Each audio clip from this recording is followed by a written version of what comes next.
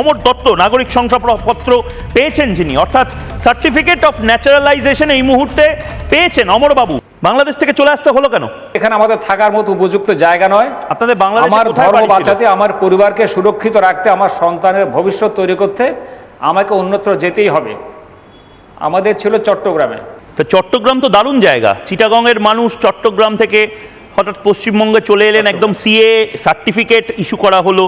মানে বাংলাদেশে হিন্দুরা বা চট্টগ্রামে তো একটা সময় শুনেছি আমি হিন্দুরা মেজরিটি ছিল, চট্টগ্রাম তো আমাদেরই হওয়ার কথা ছিল এক সময়। মানে চট্টগ্রামে বা বাংলাদেশে হিন্দুদের অবস্থা তার মানে ভালো নয়। একদম যেটা বলছেন সেটা সত্যি বলছেন। হিন্দুরা বিভিন্ন সময় নির্যাতিত হয়েছে, বঞ্চিত হয়েছে, সেকেন্ড ক্লাস সিটিজেনের মতো সেখানে থাকতে হচ্ছে।